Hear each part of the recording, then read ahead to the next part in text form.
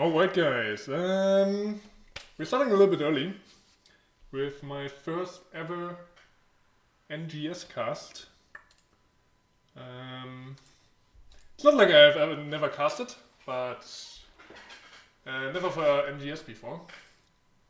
I casted the first time this season for Heroes Lounge. Made over 30 casts, but today I'm starting my first NGS cast. And I'm kinda excited. The team's already started map draft. We have NGS, TRSG Knight on the left side, and the mother team actually, or basically the mother team, because Team Rainbow Strike Go in short is TRSG, and yeah, both these teams are kinda related. So we have the map bands. They started, like I said, they started a little bit early. The Knights banned Cursed Hollow and Tomb of the Spider Queen. They won the coin toss and picked the map. Where do I have it? There we go. And the main team, Team Rainbow, which I will call them, banned Towers of Doom and Dragonshire. Alright. That's Towers of Doom. And the map pick from TSG Knights was Infernal Shrines. Very common map, very popular. And yeah, I'm just waiting for the lobby right now. See when that is popping up. I think it's the first game for both teams, as far as I know. But maybe we can take a quick look at other... like if other teams played already.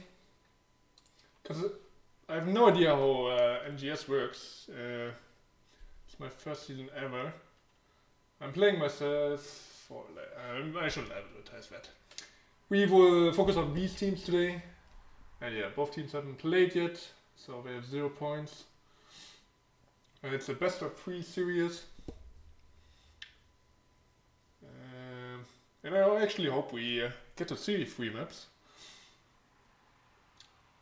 Because like a 2-0 is always a little bit boring for viewers and the caster. And yeah. So far Clouded Minds is on the first place with 3 points. And apparently, like they won 2 games? Matches played, okay, they played 1 match already. And the games, because it's a best of 3, they won 2. It was a domination, apparently you get more points for that. So for the domination you get 3 points, for a win you get 2. If you win a map you get still 1 point. But if you get 2-0'd you get 0 points apparently.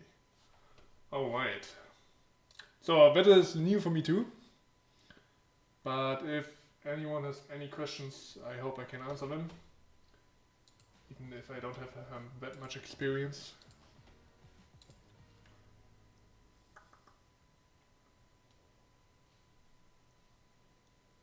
Lobby is still not up, so we have to wait a little bit longer. And I mean, there's not much to talk about. Like there weren't any matches from these teams that I can look up and see if anybody has favorite picks or anything. So this is kind of strange. Is there actually statistics for NGS? Because Heroes Lounge has like statistics for every team and every player. But I don't think NGS has that here. At least not on the website. I guess you can go on Heroes profile or anything.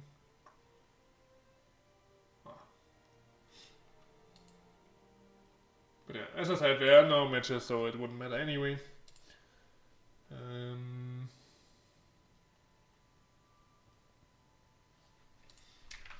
So I'm not sure what I am supposed to talk about now. I don't have any good jokes either. So we're just waiting for the lobby.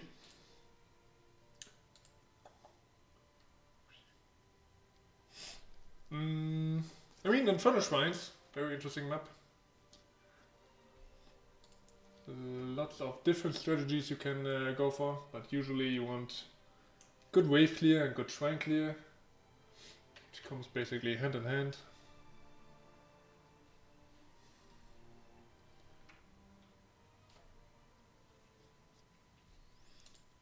And I mean, favorite picks for on this map are usually Hogger, Diva is another. Like offlane heroes are usually really good on Infernal Shrines because I have a good wave clear and good sustain. Like Hogger, Diva, Sonya. And after the buffs I would say Dehaka too. He's like high priority. But we will see what these teams will bring to the table.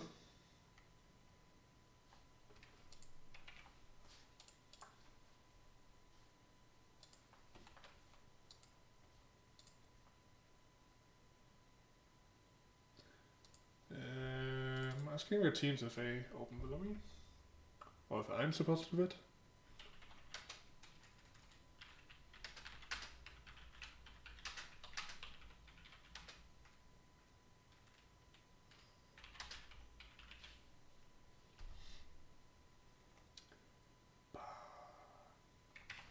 But yeah, I hope we have a good time today. And the matches are good as well. I've seen these teams once in a scrim. Just to observe them. Maybe once or twice. So I have some inside knowledge, but like I don't wanna reveal that on stream or anything. But yeah, I think these teams can do really well. And I'm excited for the gameplay. Still no lobby up. But nobody's answering me.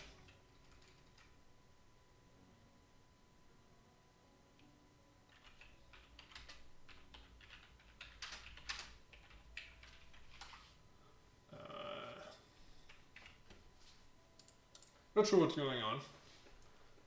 I guess it's not yet 10:30. But wait, because I'm European, it's kind of strange for me to say it in the Eastern time. But I will try my best. Also, excuse my accent or my bad language. I'm not a native English speaker. But I will do my best. And even if you don't enjoy my cast, I hope you still enjoy the gameplay. And just mute me in case you can't stand my voice. So you can still enjoy the players inting on both sides. Or making great plays, of course. But damn it, what's going on here? No lobby, nothing.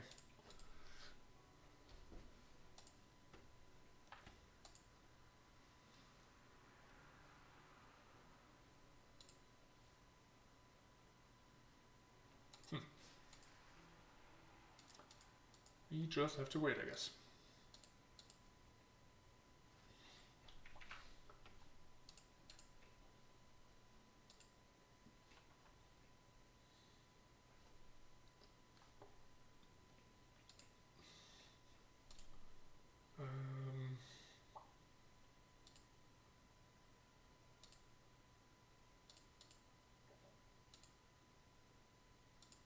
Hope everything is perfectly set up. Not that anything is wrong with my logo or anything.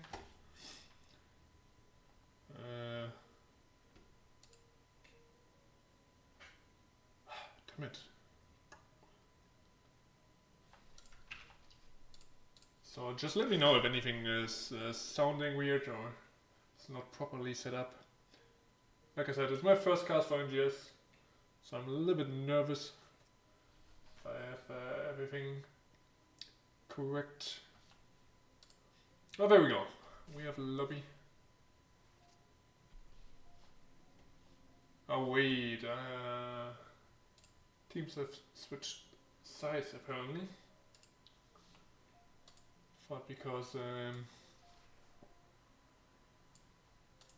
I have to fix that. But because the Knights had map pick, they would set up the map. So the bands are reversed, of course. Red team picked the map.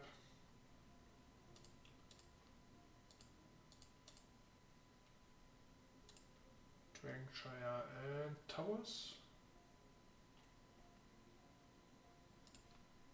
And on the other side it was Cursed and 2.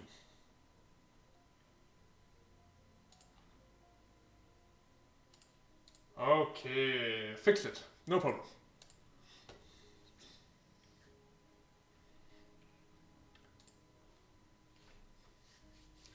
One player is still missing, but everyone else is in the lobby. So we should be able to start in a few seconds.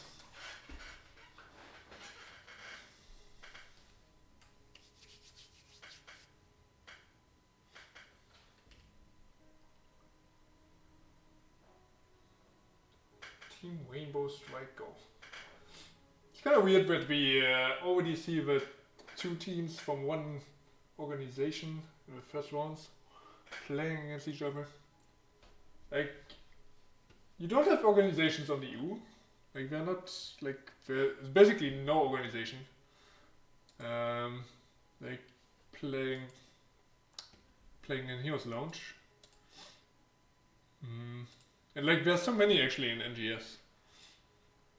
Like, you have Region, you have Phoenix Rising, you have CCS, and here it's TRSG.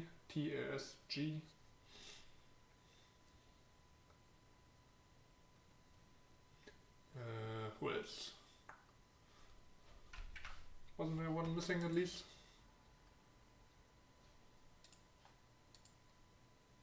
But it's really weird for me at least. Like, I guess it's normal for everyone else, but when I started looking for teams, it was a little bit weird.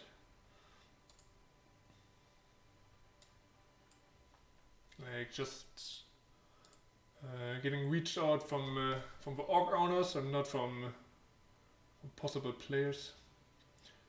But enough of with that, because everyone seems to be ready. And that should mean we should be starting in a second.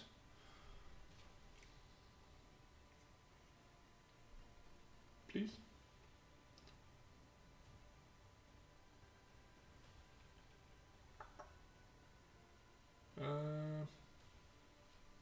Apparently not. Okay. I don't know, both player or all the players are here. And I'm not sure what is causing the delay right now. I like your nickname, Gaming Dead. And welcome to the stream.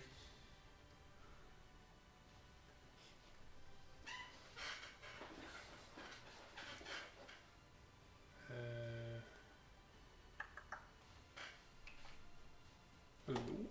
Why are we not starting?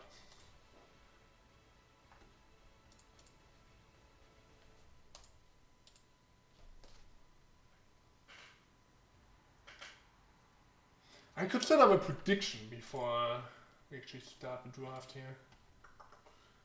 Who wins game number 1? TRSG. Team Rainbow. Or is it TLG? Nice.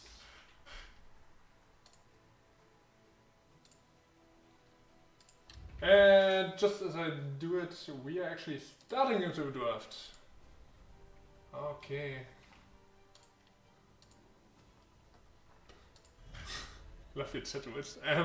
Not even sure what I wrote anymore. But thanks anyway. Focusing on the draft now. What do these teams bring to the table? Like I said, I like a lot of boosters on this map. We have Hogger, we have Diva, Sonya, the Hacker. Wouldn't mind to see a Blade either. Then of course you have strong tanks, Anubarak, Diablo. Like a lot of options are available on this map.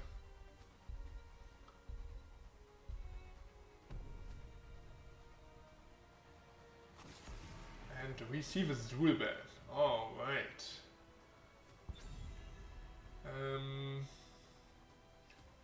It's preventing the double soak, I guess, for TRSG Knights. And I presume it's a target ban, because you don't see a Dual Ban very often.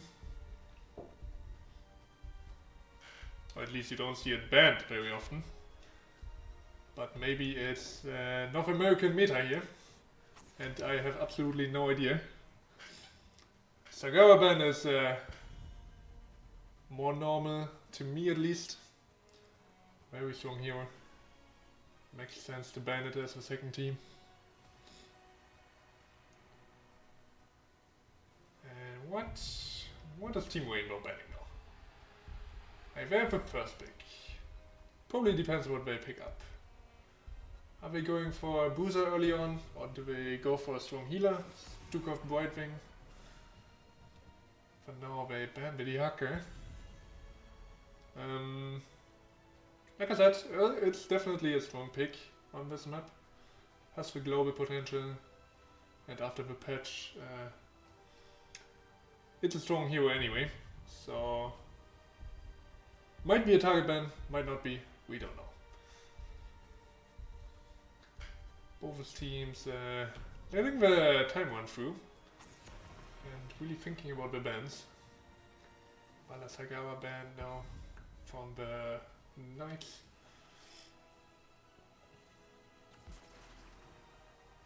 Even after the last patch, where she got nerfed a little bit, still a strong hero. And the first global is actually picked up with Falstad. Okay, I didn't expect the Falstad first pick. Actually presumed we would see Brightwing or Stuka first. But neither team is picking that up for now. Unless the Knights are going for it. No, they go with an unusual pick, the Deckard. Has to be Comfort, because usually I wouldn't show up a Deckard this early on. It's not a contested pick, and you can always take it later then. For me, makes a little bit more sense. It's a really strong hero for most people. It's not my favorite pick, but I can't deny that she's a strong hero. On the other side, we see a similar hero, Johanna. In my opinion, both May and Johanna are pretty similar. Like, they don't have the best engage, they have decent wave clear, they have okay, they both have unstoppable on a trade, have good survivability with it, so very similar in my opinion. Junkrat ban makes a lot of sense now. But yeah, what I didn't notice until now is that we had Unruin as well. And that brings the Johanna Unruin combo on the plate here. Falling Sword Light Bomb incoming. Indeed, Kenny. That's the Johanna Unruin combo. What you do basically is put the Light Bomb on Johanna, and she can jump with the Falling Sword anywhere. And it's basically a setup for the Falling Sword. Did I wrong way of vote for the wrong people? Maybe you did. Ooh, Asimodans. Spicy pick from the Knights now.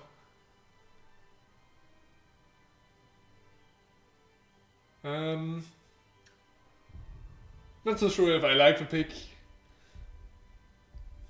but But in the late game, if Asmodan gets some stacks together, it can be devastating for a team. So we will keep count on the Asmodan stacks, definitely. And on the other side, we see another spicy pick with Kel'Thas. Oh, it's getting out of hand now. We're getting Kel'Thas, we're getting Nova, we're getting Asmodan, we're getting all the good picks. Insane.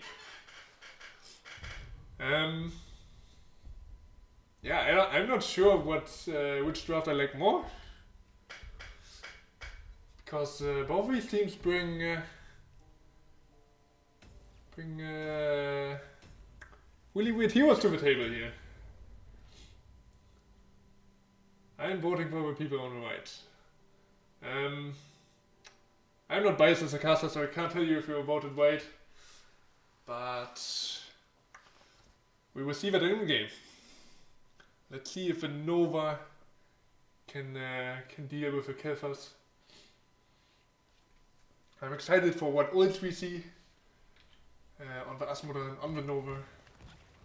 Maybe even on Kel'Thas. Do we see the Pyroblast? But here we go, into game number 1 of my first NGS cast.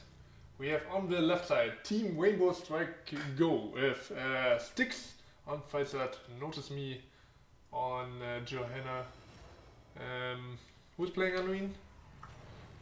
Panda is playing Anduin. Wobeer is on Kel'Thas and Killerfry. Oh, Killerfry is on Johanna. And that means Notice Me is on the Rick. While we have on the other side the sister team, basically TRSG Knights with Duke on May, Pink Blackout on Asmodan, Chair Glue on the Deckard, Fun on Sonya, and Holy Knight on Nova. Bringing up the talents, let's see what we have here. You see the auto attack build from Falsat. Even after a buff to the Q build, basically. Auto attack build still very popular, so no surprise there. Gluttony from the Asmodan. So every time you hit a hero, you get extra annihilation stacks. And he's definitely looking for the big globes in this game. And like I said, I'm curious about what else we see. Nova by way going for a long shot here. Alright. Anything else interesting? W build from the Sonya. Also W on May. Sapphire on Deckard is very common.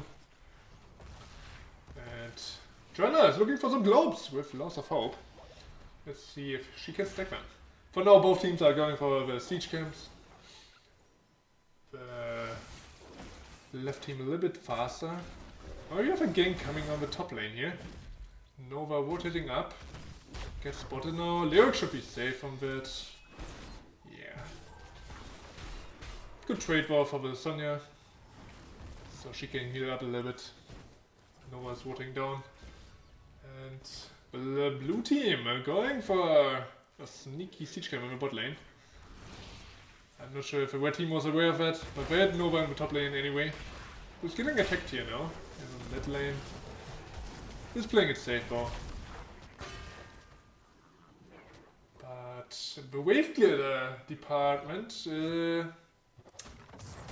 like it's looking way better for the blue side here. With Kel'Thas Johanna. They're rotating a little bit quicker than the Knights so far. And this might also be the case for the Temple fight, which is coming up now. In the next 30 seconds. You don't have the best wave clear with Nova. And Asmodan only gets the wave clear later on, if he can stack up his globe quest.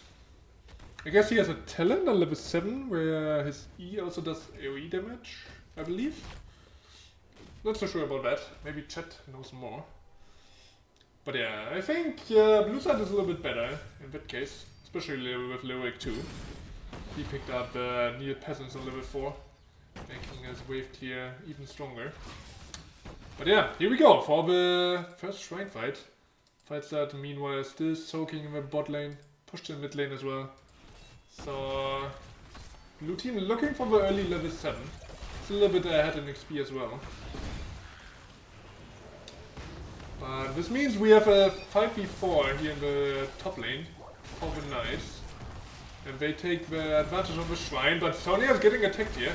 Can split out for the moment, no, heals up. And the blue team is taking not the best trade so far. Another globe comes through, Fighter is flying in now.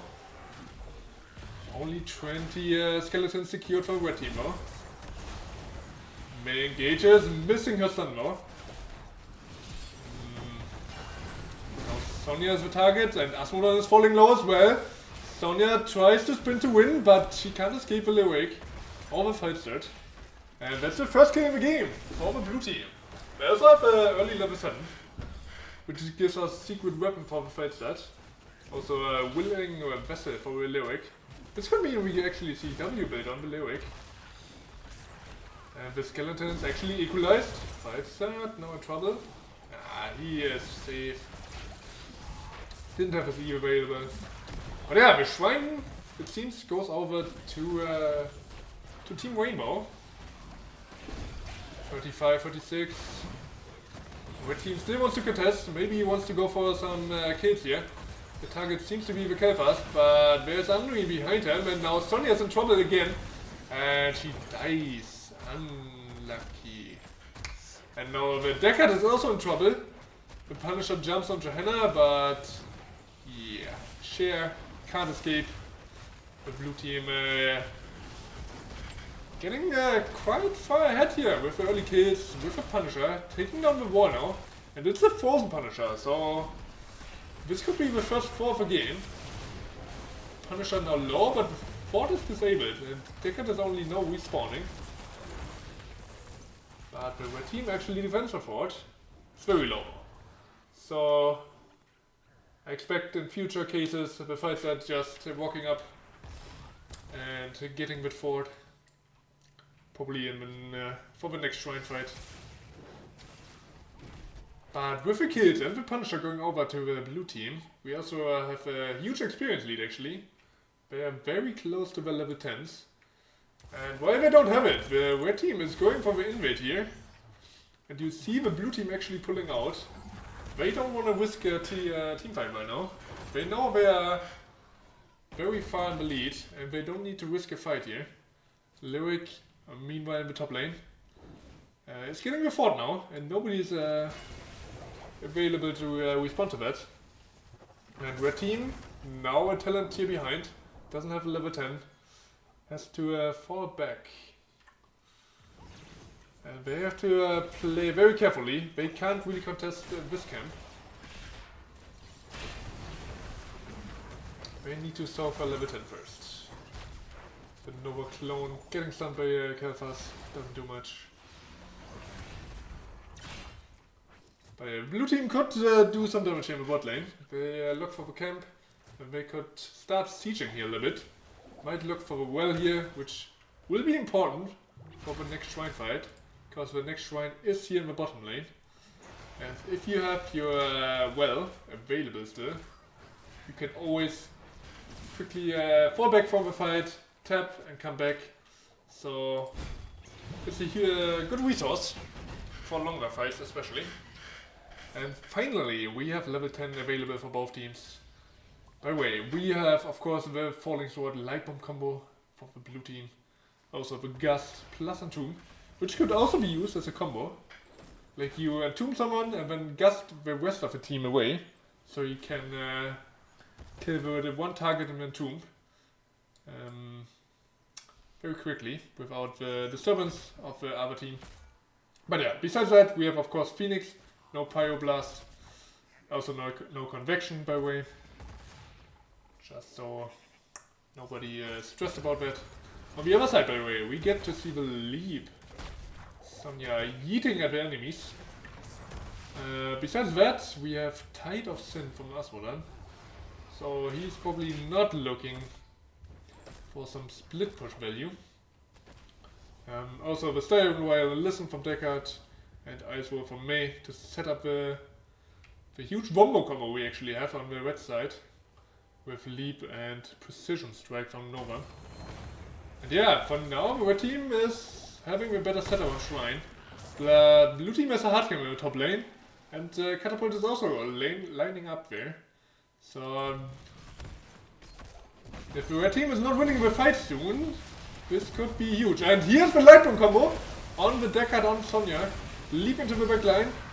The Deckard can escape for the moment and is using his ult. The fight that goes down first in this fight. Sonya can escape.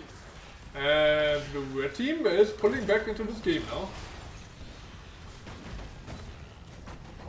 But Nova needs to be careful here on the left side though.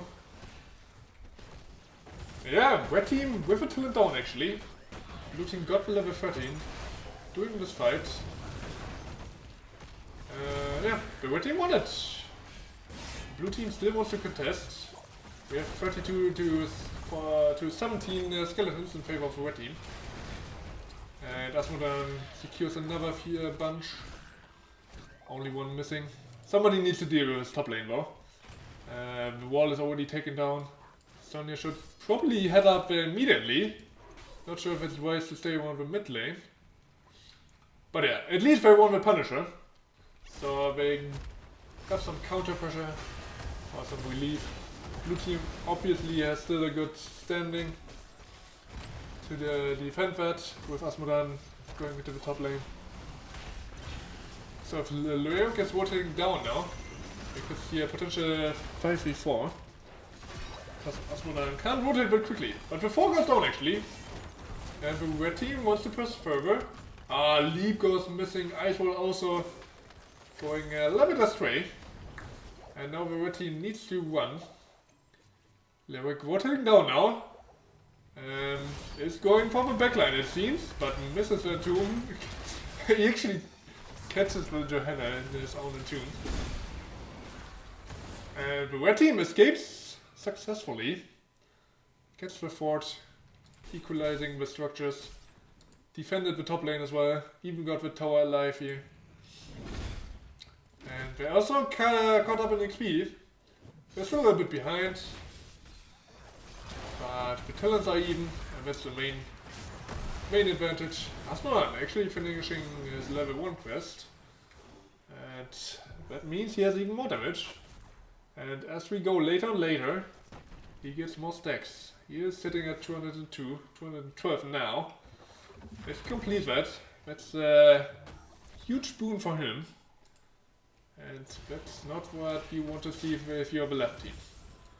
I said now, flying in bot lane. Do we see a fight over this bottom siege camp? Lyric is not here, so it actually seems the blue team wants to wait for level 16. Ooh, Sonya with an aggressive rotation here.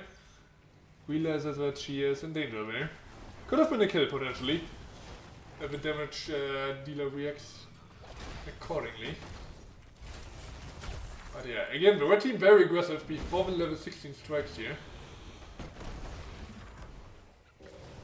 But they can't really find the engage. And now they have to soak their own level 16. Because the blue team will get it in just a second here. Tries at catching it. And yeah, Lyric by the way not going for the W build, instead going for the E build, the WAF build. Yeah. Reducing basically damage with every enemy hero it goes through. Also reducing his cooldown now. So could be very valuable in team fights.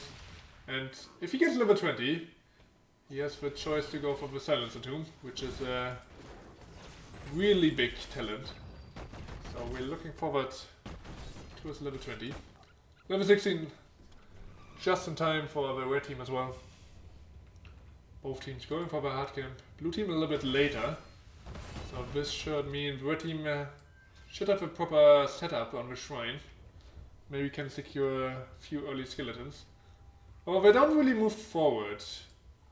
Nova could go for this fight start maybe. But instead she is just standing still. Now she's moving.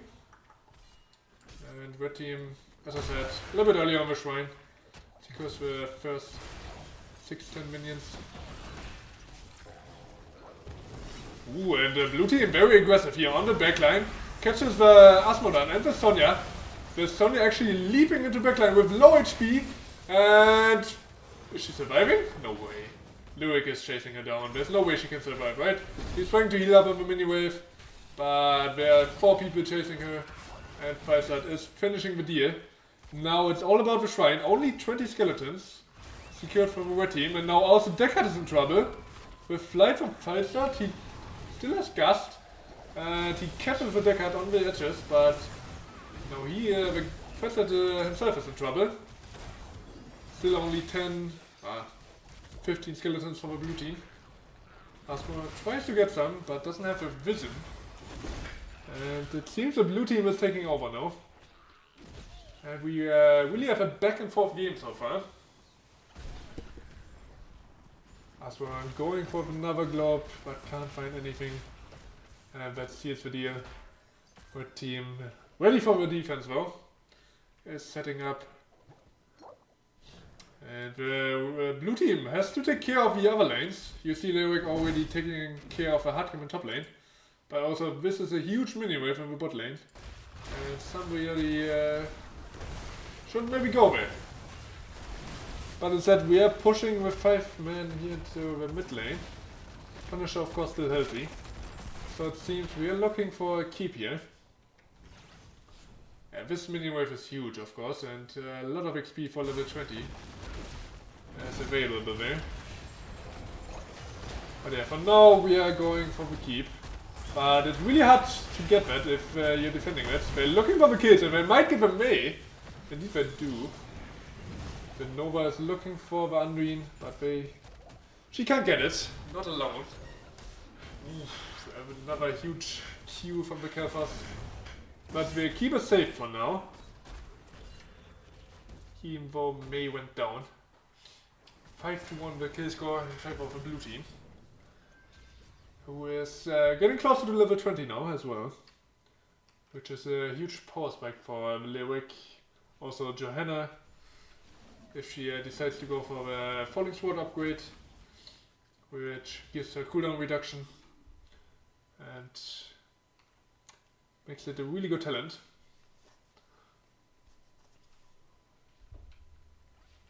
For Nova, they're going for their own siege camp. They're not really going for buildings. They don't have a 20 yet, so they have to be a little bit more patient. They're very close. Red team can't do much here.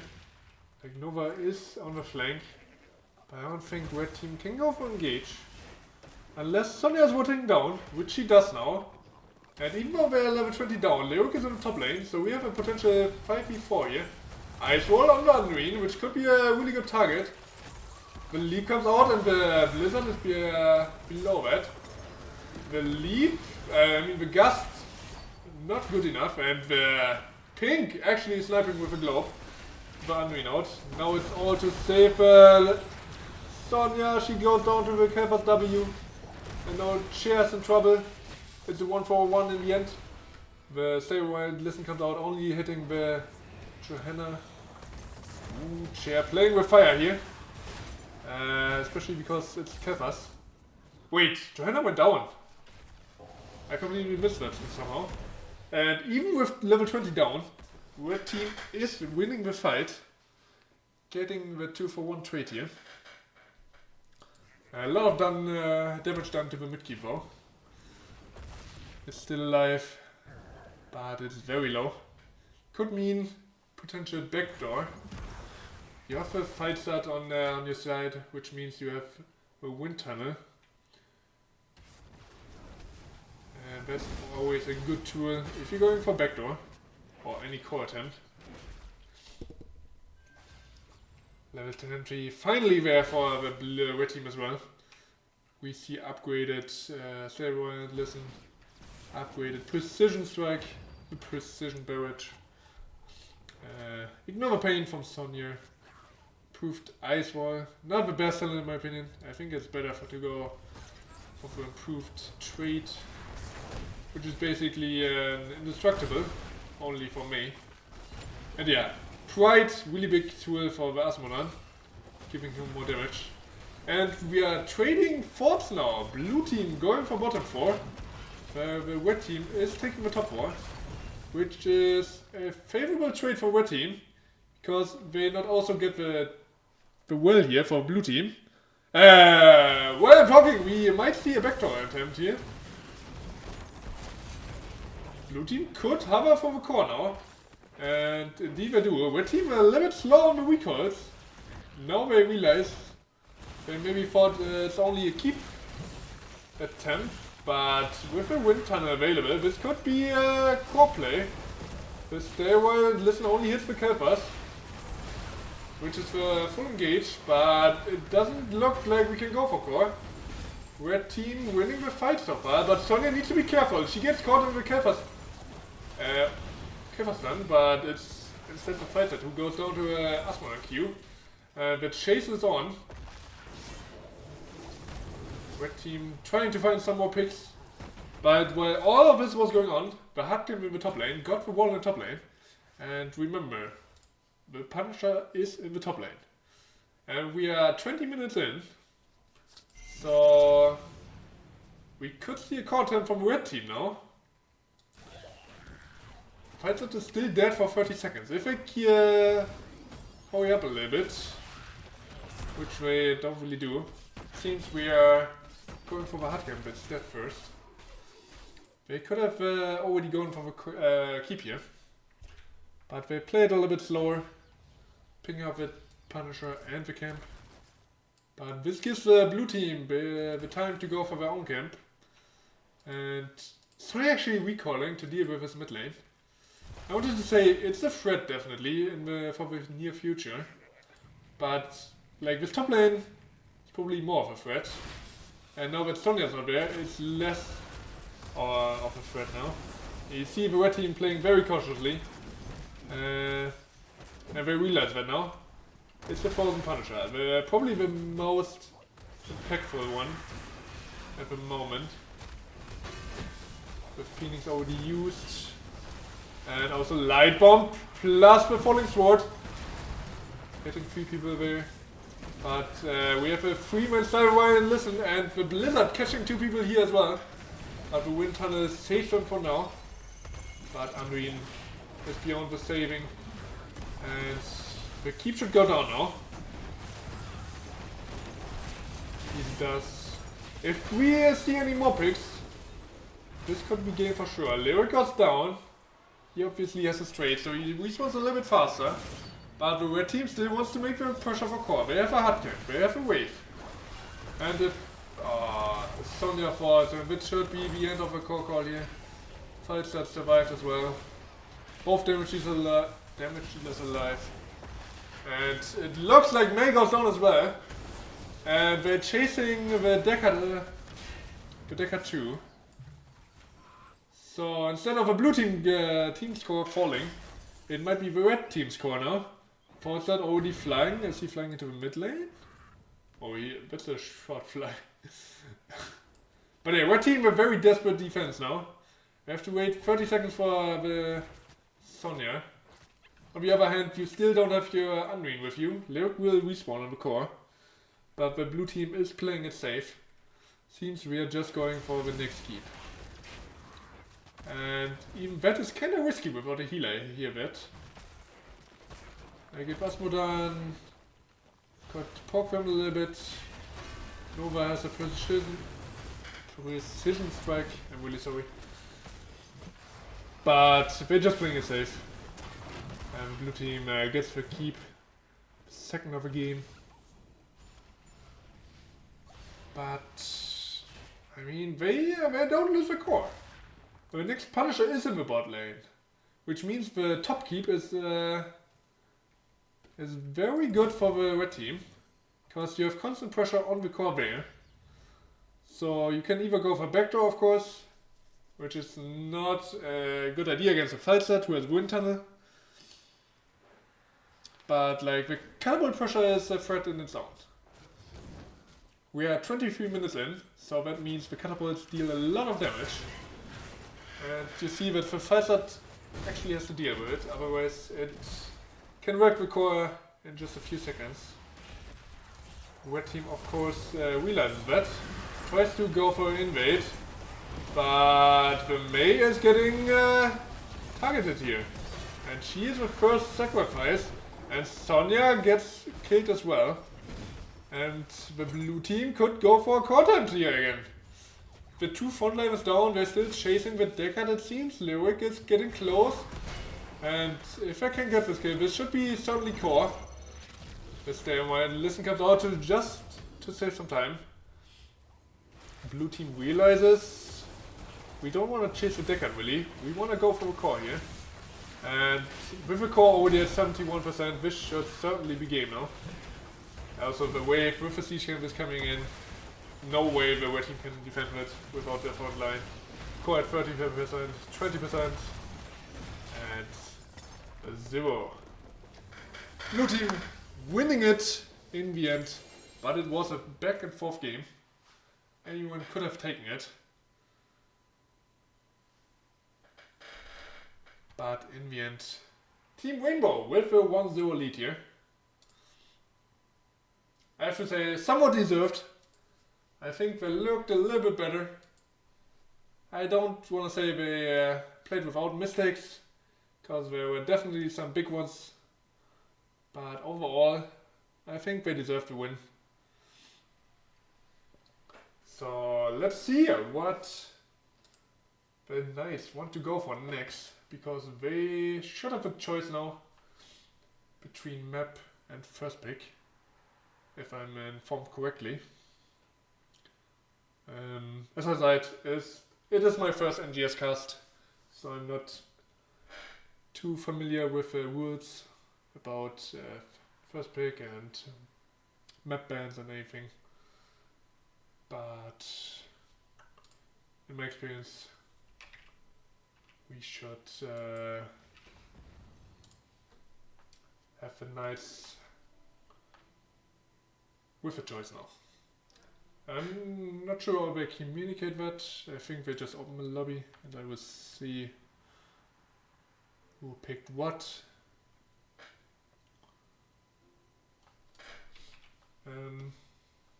Yeah, on Heroes Lounge it's a little bit different, because you like have a public lobby where a caster can see everything that is written there, and you also have a coin cost, or like a bot who is doing the coin cost for you,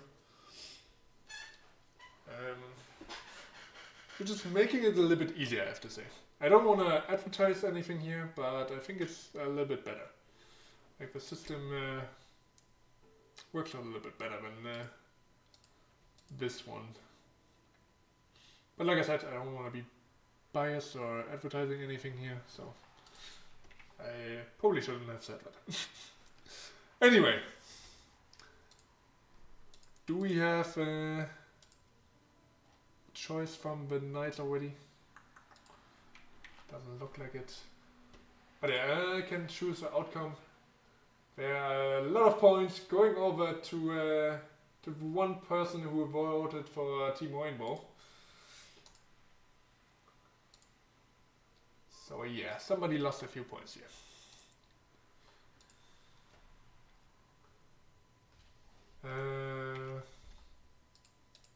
But yeah, it's a little red map pool, right?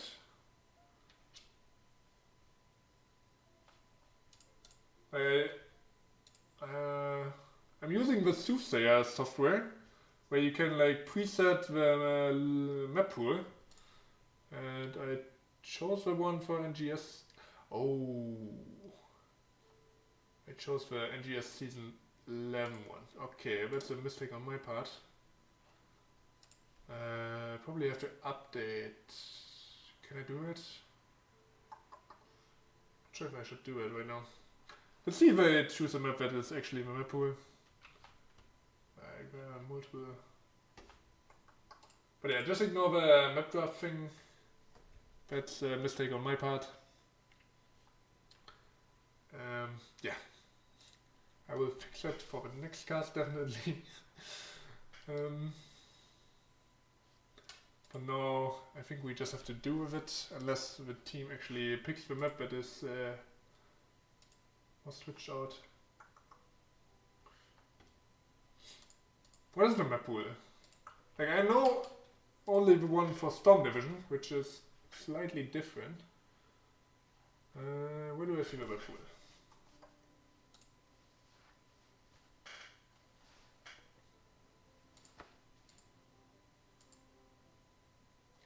Can I...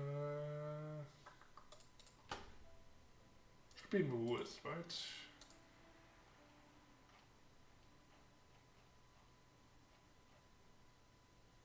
Wait.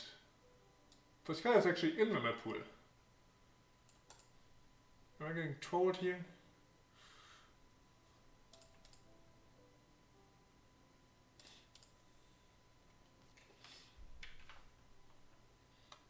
And anyway, what is taking so long? If one team is like, this shouldn't take long to choose a map now, right? Maybe one team requested a break. If so, I wasn't informed of that.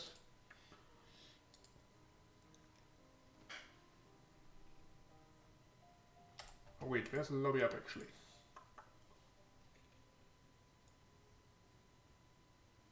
So we're going to Battlefield of Eternity. Chosen by the Knight apparently. Because Team Rainbow gets the first pick.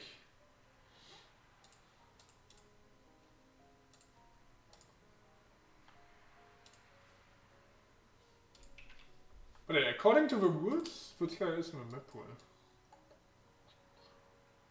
So it either like they didn't update the rules, or I made a mistake, or it's not a mistake. I'm not sure. Anyway, for now we focus on Battlefield of Eternity. Completely different map compared to Infernal Shrines, because you rather want single target damage or team fights instead of wave clear or shrine control heroes. Doesn't mean that heroes that are good on Infernal Shrines can't be good on Battlefield of Eternity 2. So something like a Junkrat might be better on Infernal Shrines because of his zone control. He can still be a really good hero on Battlefield 2.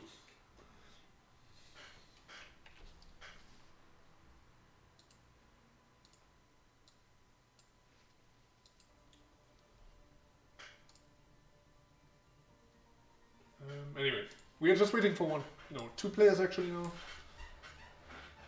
So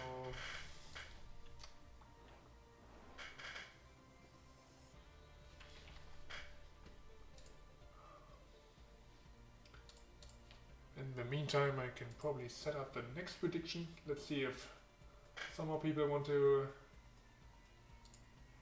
bet their points here.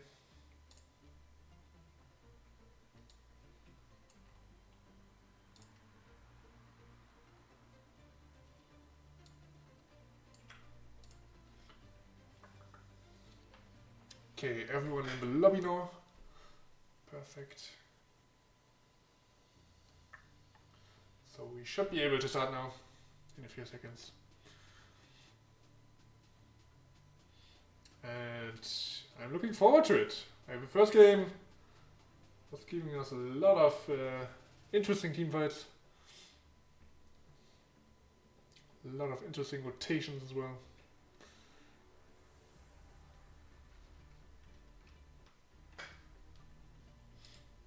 And like I said, it's a different map. It's only 2 lanes here. So we are probably looking at even more team fights. Or at least more skirmishes. Because the teams have to fight first over the lane control. Then over the Immortal. I'm awfully quiet. Wait, really? Like compared to music, compared to game sound, or just in general?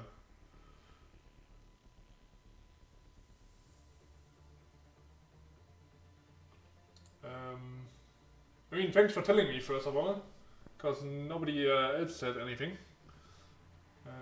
I mean, of course, I want to try to give the best viewer experience here. And like, I thought it was fine. But yeah, tell me what's wrong. Exactly, and I'm trying to fix that. Maybe it's just me. Maybe I need to speak more clearly.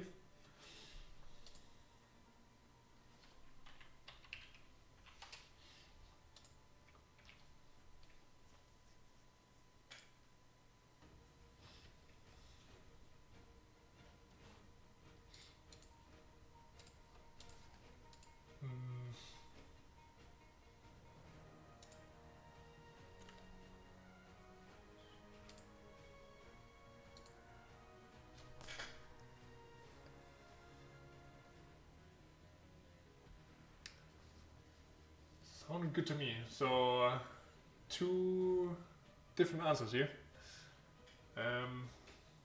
Yeah, I mean, for now, like, I'm not sure what I could change here, actually. Like, but yeah, if something changes, let me know. I always appreciate feedback.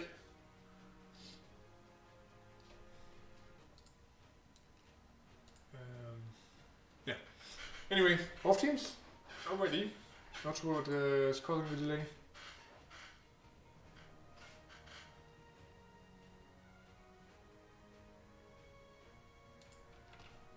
Both teams a little bit bantering in the chat, but like I said, I have no idea why what we're waiting for.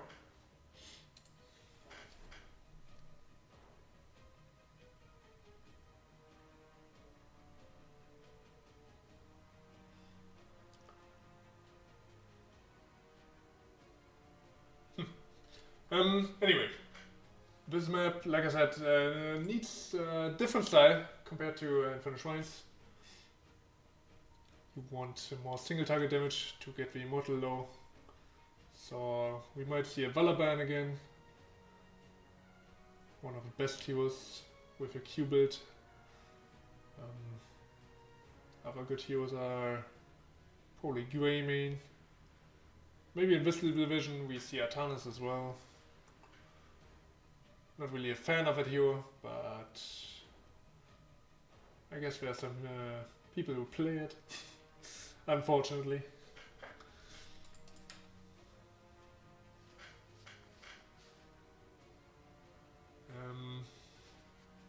So one team is ready, but the other team didn't say anything yet.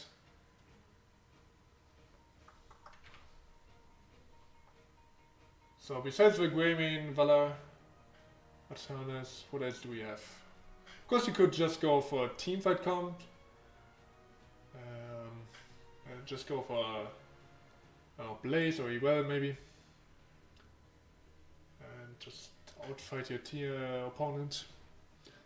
And after you killed all of them, you go back to the Immortal and kill it. Ah, finally. Both teams are ready.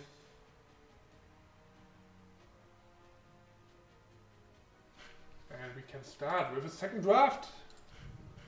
Let's go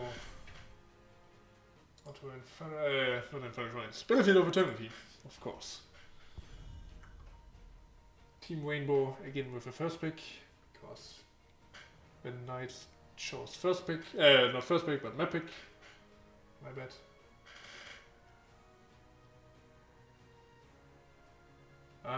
Okay. My mic sound was a little bit quiet. Oh wait, I'm not sure what I can, because on my settings I'm actually on maximum. So I can't actually turn my mic up anymore.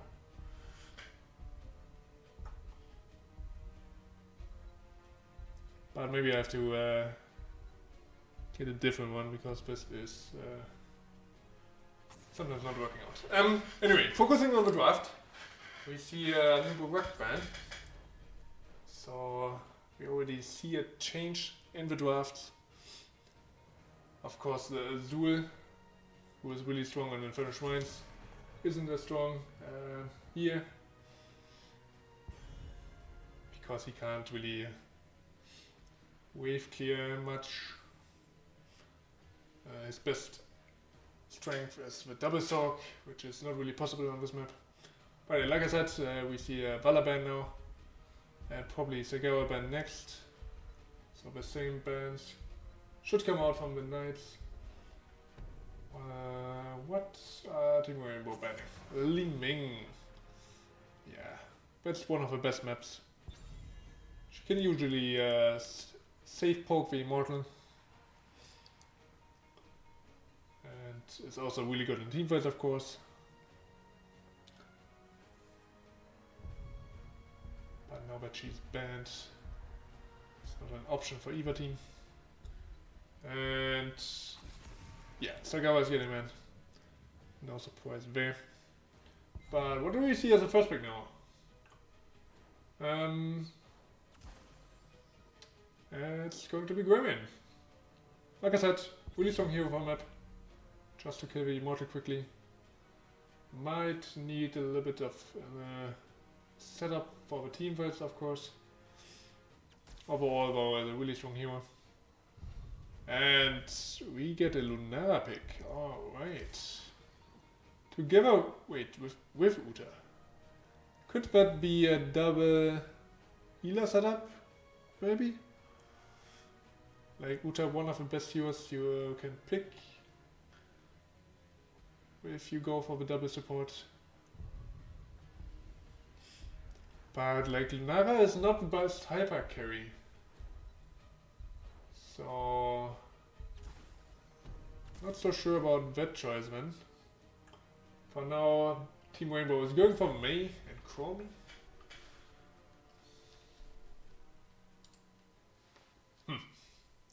So Duke doesn't get to play the Mei again. And the Nuburak is banned now. What else could he go for? We have Gauge open, we have Diablo open. Otherwise Murden with Sledgehammer could be an option on this map. Or even without the Sledgehammer. Oh, Ekta! Thank you for the wait. And welcome, whoever joined. Currently in the second game of NGS Division C West between two teams from the same organization, TRSG, which is the short name for Team Rainbow Strike Go, playing against the sister team, the Knights. So yeah, welcome. And even if you don't enjoy my cast, just mute me and watch the gameplay. The players definitely deserve it. And we basically see a switch now with the tanks. Mei and Johanna. But this time on different sides. And Wayne is also getting picked up, so probably no double support setup, which means Uta is solo here against Reina Chromie. Oh wait, makes for interesting fights, I think, because the Knights probably want really short fights with this composition. But it doesn't really make sense with a Lunara, who really wants to drag out the fights. But yeah, it's kind of weird, I guess. Not really sure what's going on there in the draft. Let's see what the last pick is. Wait, is that a Gaslow? It's a Gaslow. Okay, we see more spicy picks here. And again, I wonder what ults we go. Like, what is Gaslow going for? Is it going to be the Wombo combo ult? A Gravel Bomb? It could be Gravel Bomb into Blizzard, or Gravel Bomb into Snowball. That could be an option. Ooh, I would like that. But on the other side, you have like Uta, Lunara, Johanna. Like all of these heroes have either cleanse for themselves or can cleanse people.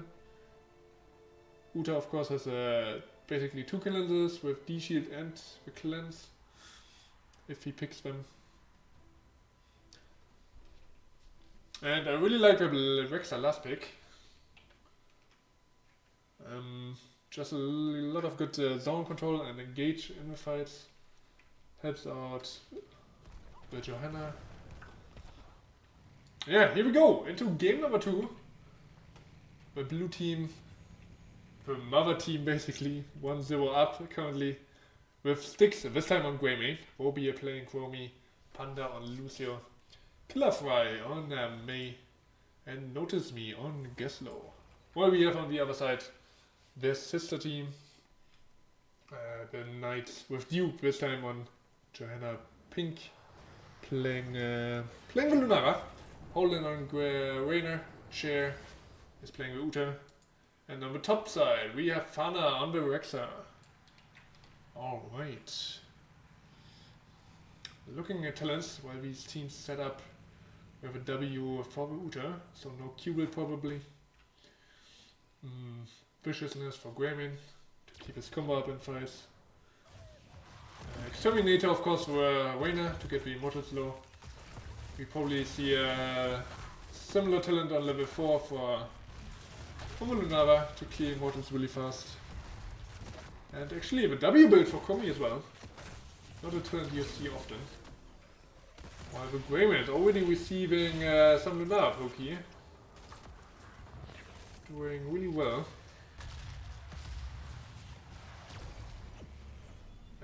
The top side, I don't think much is happening actually. Ooh, Rexa seems to be winning. Guess what, already tapped here. And yeah, this should be a matchup that favors Rexa immensely, but Geslow shouldn't really die if he doesn't mess up. So, but yeah, if Rexa is actually winning that, he could potentially help out his bot lane. Ooh, do we see solo kill? Oh, no. Notice Me, too tanky. Probably wins. I mean, he's not winning it later on, but like, it should get better for him later. Definitely. Meanwhile, Duke falling really low. Of course, has his level 1 loss of hope, which makes him a little bit more tankier, giving him some heal, which he can improve. For every 10th globe, he gets 5% healing with that talent.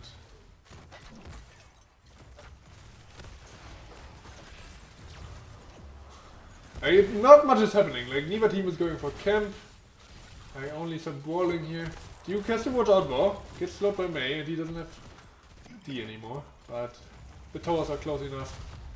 He might have to recall though, he only has a Uta to heal him up, and the Uta has long cooldowns. So we already see Rainer. Oh wait, I thought he would actually go into the top lane to contest this one, but instead we see a hard camp. And I guess it's time. 2:30, Immortal is getting announced. And the blue team is doing the same.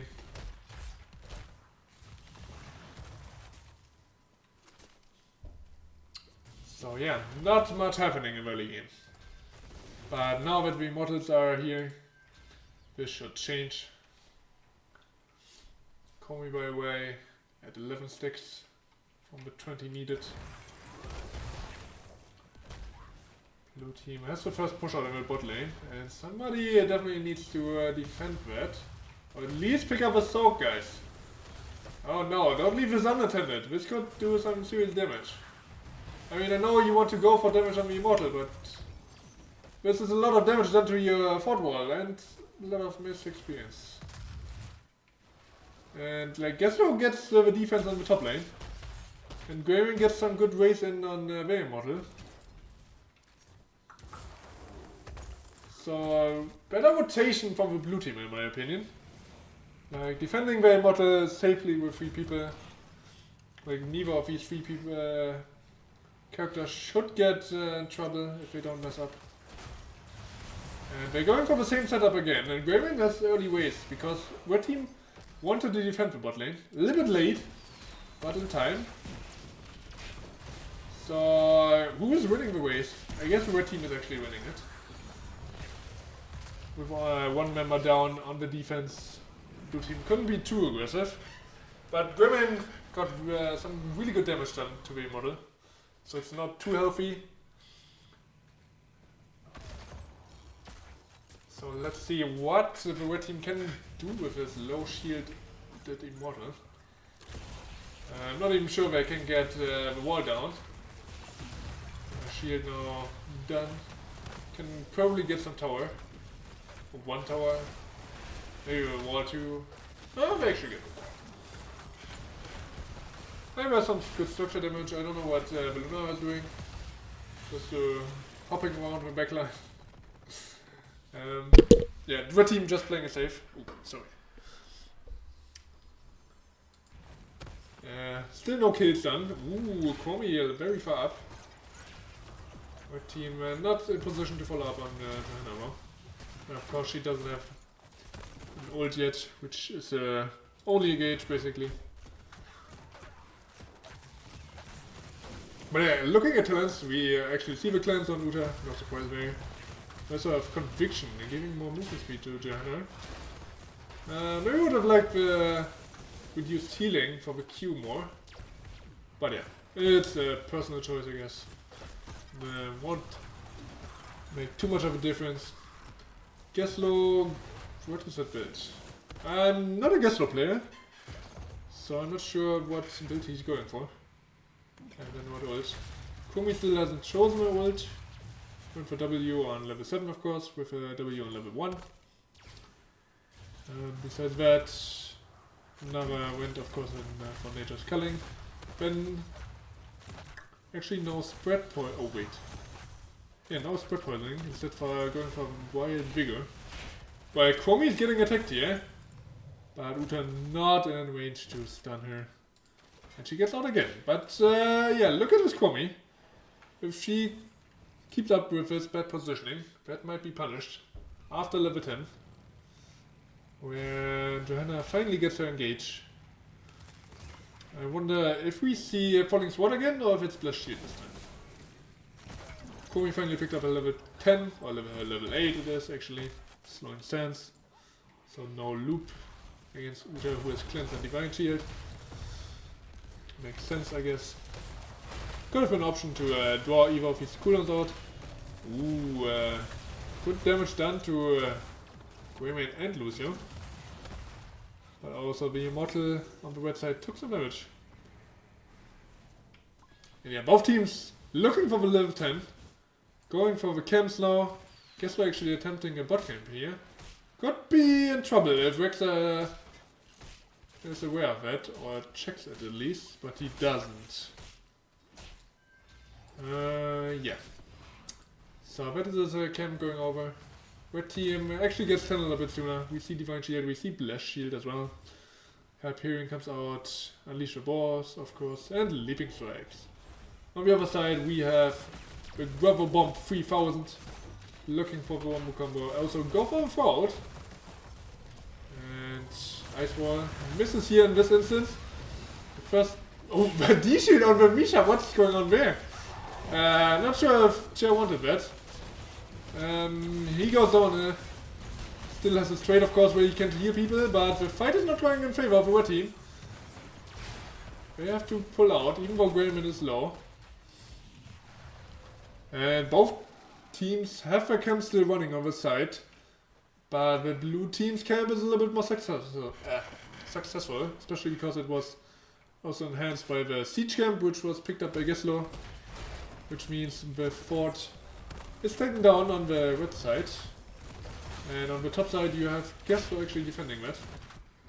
Pink jumping in, and that's the Immortal going over to blue team, winning the first one here. Still only one kill and the entire game, so actually not as kill heavy as I expected. Corey picks up level 13 early, goes for a time stop.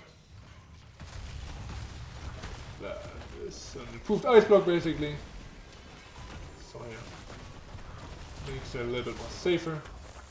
Killer Fry, going for aggressive ice wall here. Gets the Blizzard on the Uta, and he is dead. But on the other side, Greymane, a little bit too deep for the Uta pick. And in the end it's just a 1-for-1 trade. But now the Rexa is getting stunned, but he is able to walk out. Red team on the chase though, but they realize they have to defend the Immortal. Oof. Fana eating the Immortal stun, it almost goes down. But yeah, blue team pulling farther ahead now. Having 2 forts up is obviously a huge advantage. And they can even push in the wall here in the bot lane now. They of course have an experienced lead too with the kills and the immortal. It's not that huge, only like half a level. But yeah, in general they're doing again a little bit better. But guess no, left alone in the bot lane. The shield comes out, he uses the grabber bomb. But that's a cooldown not well spent. And the red team, a little bit indecisive what to do. They saw top camp going down. And blue team, even though they lose Gaslaw, they won't lose too much here. Like red team didn't go for push immediately. They now have to go defend top lane. Which means it will be a 4v4. A bot lane at least, and Gaslaw respawned as well. A little bit indecisive on the push as well. And now they have to run. The ice wall comes out but misses completely. And the red team should be able to escape here. Chair is mounted.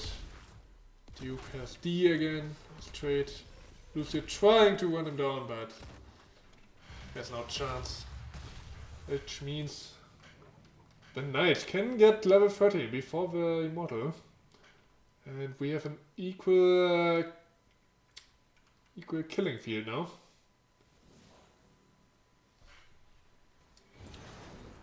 The knights not going for their own camp yet.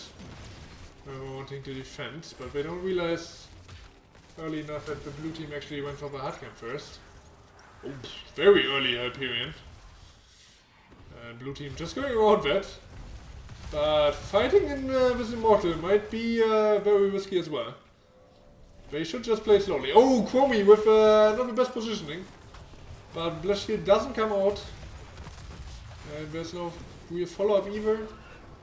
So Chromie just... by the way, oh, Blast Shield misses there, I think. If I've seen it correctly. Very messy fight so far.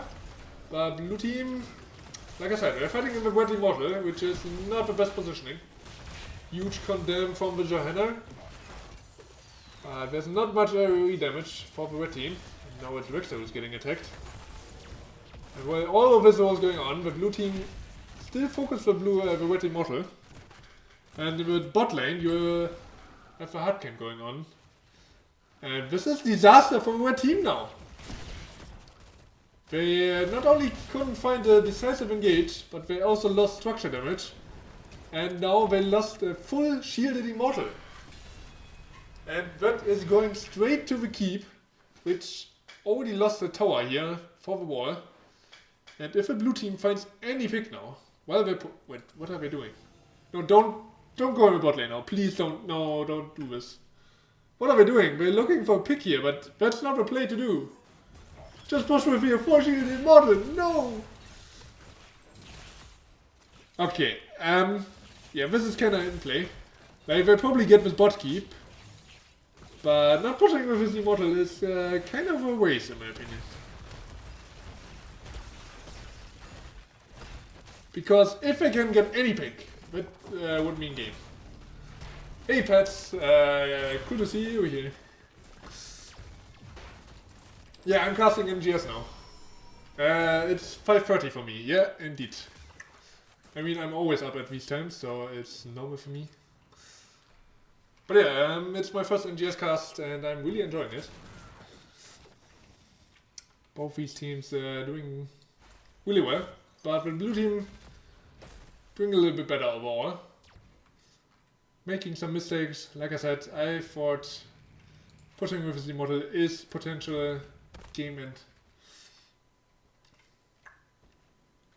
For now, they have level 16, so they also have a rotation advantage here. Picked up a bot camp, can pick up a top camp now. By the way, Gravy went into Alpha Killer, so even more of a threat from the Johanna and Rex as well, I guess, or Misha. What else do we see? We see Qubit actually from the May. Didn't realize that until now. And early Wiser. Not really. Um, I'm more of a late Wiser from my, like... I'm standing up at like 6 PM in the evening. And then I'm staying up through the night. That's my daily rhythm. But yeah, focusing on the back of the game. Level 16 for both teams. And the red team needs a fight now. And they need to win it. They have level 16, so they have the tools. They definitely can do it.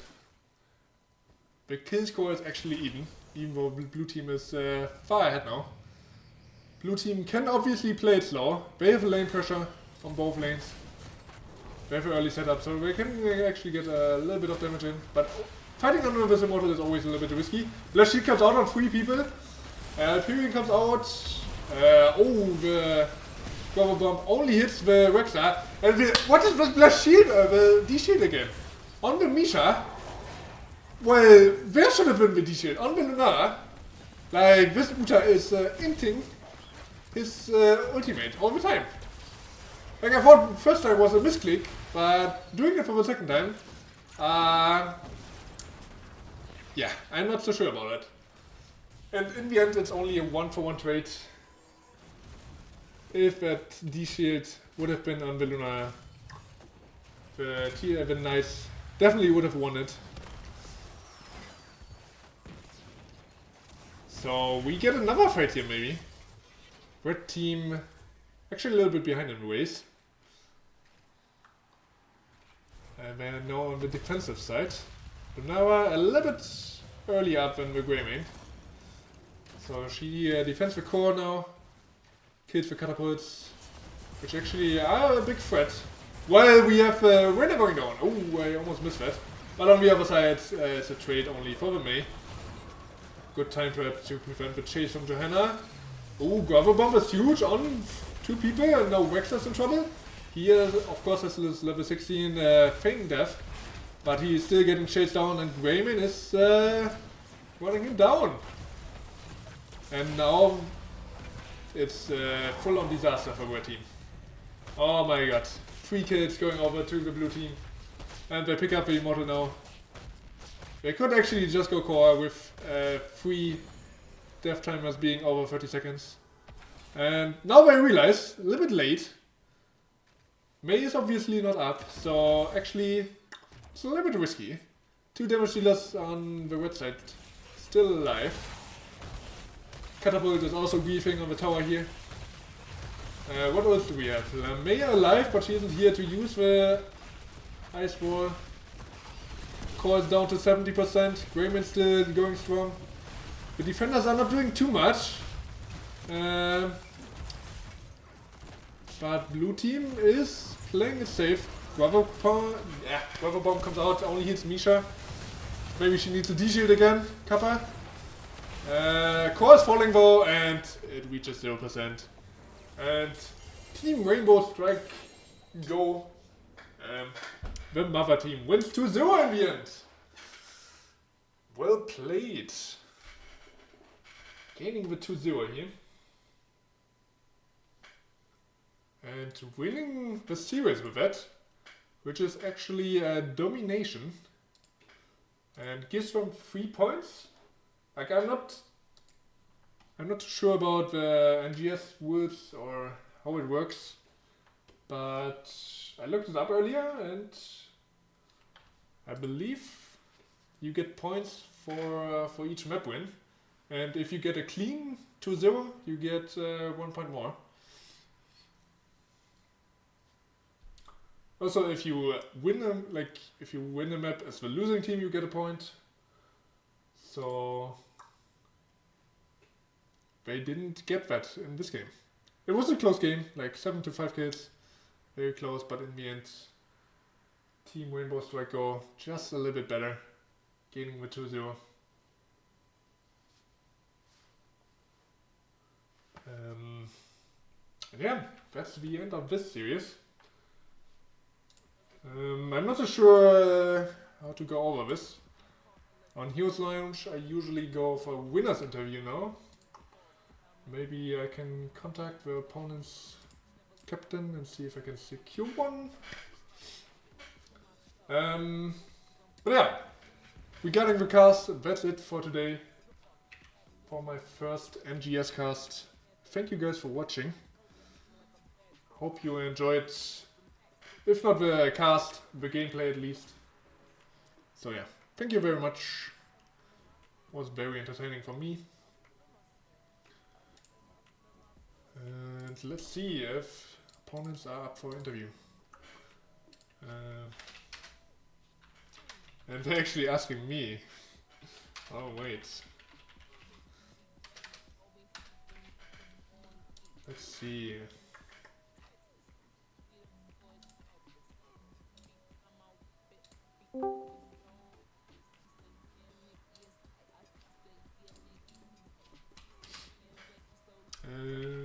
Do I just call him through Discord or does he join me somewhere?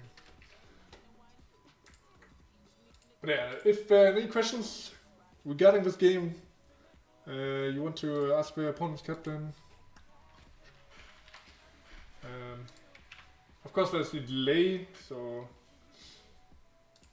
I won't see them until 30 seconds are gone. But yeah, if there are any questions, just ask away. I'm happy for anything.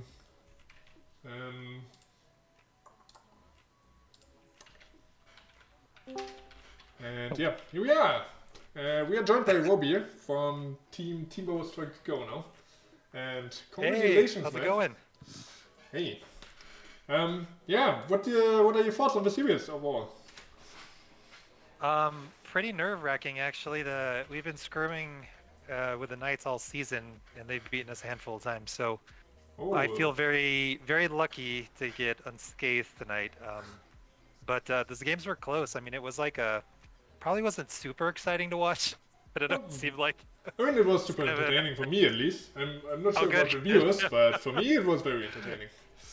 That's good. That's good. Yeah, seemed like an attrition war. So we were really flashy tonight, like how we like to be. But again, we played these guys a lot, so we kind of knew what we could look at. And it's really weird too because I don't even think we've actually played these comps against them before. Really? So okay. yeah. So you're on undiscovered territory here. Sort of. We kind of just went back to what we operated best. I mean, we kind of had to mix some things up just to field a 5-man roster, but this team is really good. Like again, like we scrimmed with them in the off season. They're amazing. I was just really happy. Close, so. Yeah, really happy to get the win tonight for sure. Yeah, I guess so. Going into draft or game number 1, you picked the fight set very early on, if I'm correct, right? Oh, say that one more time. We picked the what? The fight set very early on. Okay. Yeah. Sounds good. Did you? Sorry, like I'm from Europe, so maybe you can't understand me correctly. Yeah, you're good, and my headset is kind of muffled anyway, so the combination. Oh. I love your accent, by the way. So you're good. I think you said, and correct me because I could be wrong. We picked a 5-man, is what I heard. No, I don't know. A fight set. The bird. A 5 start. Fight stat. The bird. I don't know. I can't understand you. I feel terrible. I text you. Okay, sorry. okay. I'm really sorry about that. No, you're good. It's not your fault at all. Oh, you picked it early, right? Like I just wanted to hear what you were thinking in draft about the early. On that map, we like the global. I think it was a combination of that and having the option to gust as well. Mm-hmm. So I think it kind of worked out because we were thinking they might do more like a pick comp. We were actually surprised that they pulled out the May on that one. But we were keeping it with that in mind, really. So we wanted to have some kind of an answer just in case they did, get up a blow up comp. But yeah, so that's kind of what we were thinking with that, global, Styx likes to pilot Falstad for sure. And also, yeah, and just gets a good global character for sure. Yeah, I mean, I don't disagree with you. I was just really surprised that you picked him this early on.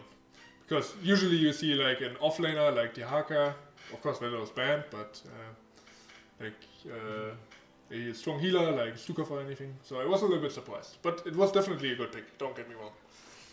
Yeah, I think it's kind of a little different. I think because we play them so often, so we had an idea of what we could see. So I think with everything else that we didn't show, it just made most sense in the moment. But you're right. Yeah, Probably I should mean, have saved it a perfect. little bit later. Like you won the game, But so yeah, I I can't know, right? fault you for your So it works logic. out. But were you surprised by the Nova in the end?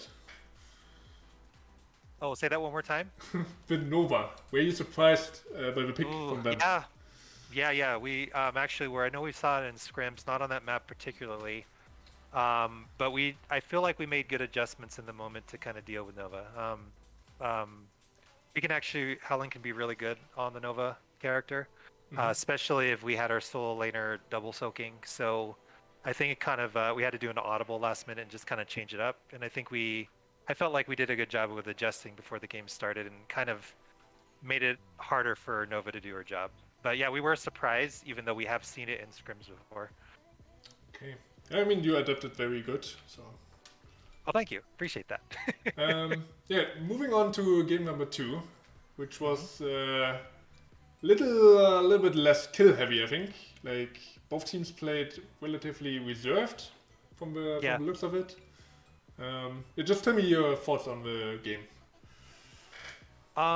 Yeah, I think we were kind of doing it front to back. I think we're just doing the traditional, like, 4 defend, 1 attack. And I know there's obviously a ton of different ways you can do it, but the most success we've had is that formation. And again, we weren't sure what they were going to do, but it looked like they went to front to back as well, essentially. I know the mage picks early on were something we were contesting. We know Ming's really good on this map. We also know Chromie is, and we also know that Pink Blackout plays both of them, and she's really, really good at those characters. So you took them away or banned it? We were trying to freeze her out of it for sure. And then I don't know if she was going to go on Lunara. I don't know if she was going to pick those mages, but we just kind of wanted to limit the poke ability because when we both went front to back, I mean, I was still doing damage because of the range, so it worked out in our favor for that. I wasn't doing amazing damage, but I think I was being annoying, and that's all that I can hope for. A lot of times, sure, start being annoying as possible. But yeah, that's kind of what we're thinking. I think it kind of was around that mage poke is kind of how we did it, and obviously we had Greymane for race, things like that. And Styx is always really good on Greymane. So we had a lot of different options depending on what they gave available to us. But them obviously picking the Uther kind of made it so Styx can go as ham as he would probably want to, right? Because they'll just stop him in his tracks and then just turn on him. So yeah, we were just trying to play conservative, and Lunara was definitely giving us a hard time in the back line, but we were trying to do our best to adjust. Yeah, and you were doing it really well. One more question. You were ask as much as you need. Go ahead. You had a full shielded model in the end there, but like you didn't go with it. Instead, you went for bottom lane. What was the communication behind that? Oh, you mean with the kind of near the last play where we went bottom in the boss? Basically the last immortal, not the last immortal fight, but the last immortal you got. It was full shielded, and you went bot lane instead of pushing with the immortal. Yeah, I think it was in the moment we just wanted them to be forced to decide. Sure, they got a free clear, and maybe we could have pushed, but I don't know. In the moment, it was a little bit. If I remember correctly, I think it was more beaten on the bottom, and then it kind of forced them to just decide. So we just wanted to make sure we could get one structure down and make sure we can start applying pressure as the game progressed. So that kind of was what our thought process. Like, wasn't 100% sure if we were to go in all on into that top lane, if we would have gotten it, but we just wanted to go for a sure thing depending on what they ended up doing. If they were going to match a serve, they're just going to burn it down. So they ended up burning it down, and we just got the bottom structure and just added a little bit more pressure to the core. That's kind of what our thought process was.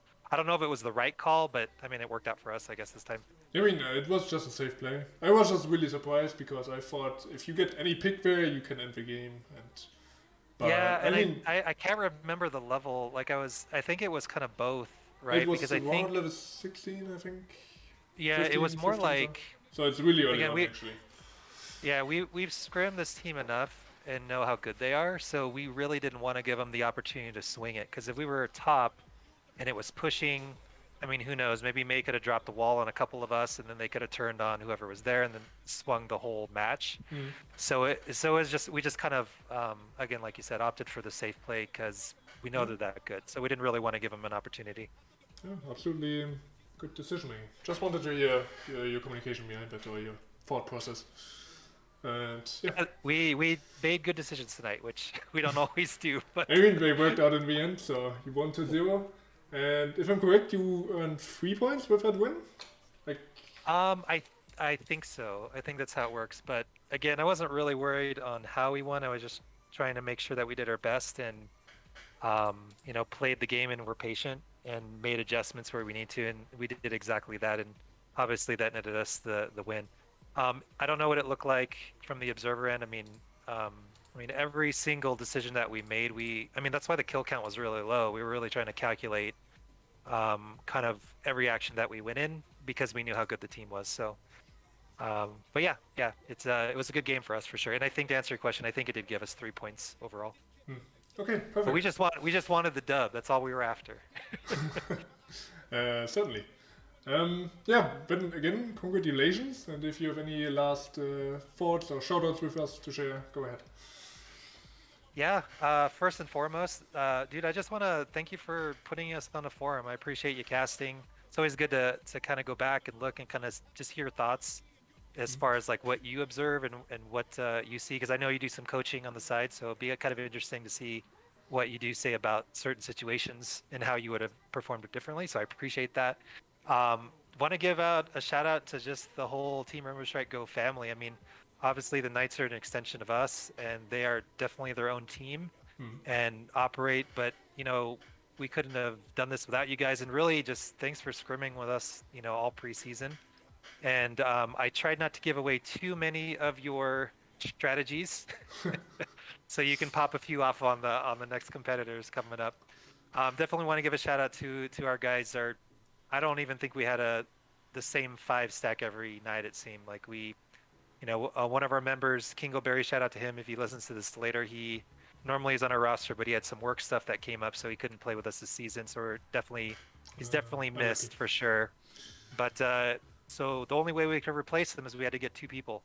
So so now we have a roster of 6 and trying to work out all those kinks. But just appreciate all you guys for putting in all the hard work, and that goes for both of our teams too. And just thanks for everyone coming out and supporting. I appreciate you guys. And if you guys are in our Discord, feel free to join. The Knights have a couple coaches, and they have made huge progress. They're going to be super, super scary as the season progresses. I'm just glad we got our game in tonight because I don't want to face them at the end of the season. But that's all I got. Okay, thank you very much for joining me and for your thoughts and what you shared with us. Yeah, And absolutely. hope you have a good night. All right, you as well. Thanks again. Appreciate the cast. See ya. Good night. All right, bye. Okay. Yeah, thanks Robbie for joining me here and for the interview. I mean, I was a little bit nervous because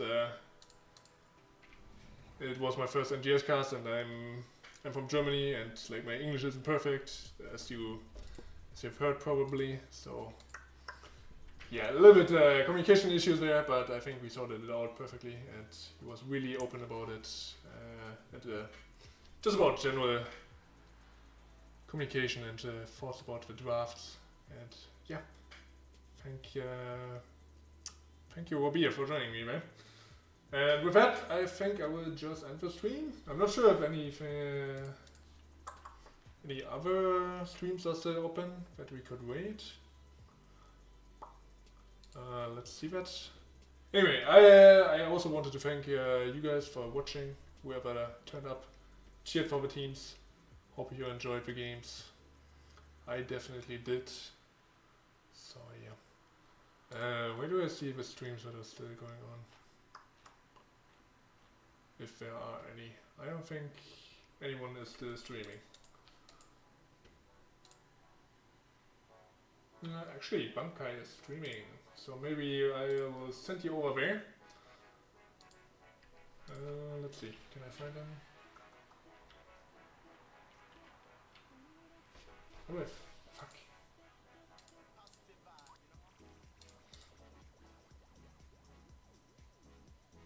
Okay. There we go. Okay, I will send you over there. He's casting another NGS car game, I think. Not sure which one or which division. You have to find that out for yourselves. I will just send you over there. And once again, thank you guys for watching, for tuning in for my first NGS cast. Really appreciate the feedback and hope you come back for another cast. Because I will definitely cast some matches in the upcoming season. And if you're up early maybe for the American viewers, I also cast Heroes Launch on a almost weekly basis. So yeah. But I don't want to delay any further, so let's go over to Bankai.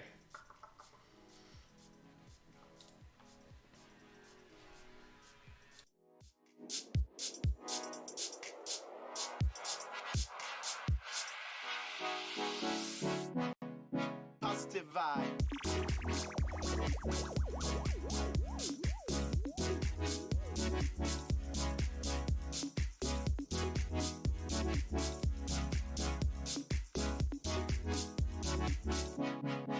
Here we go.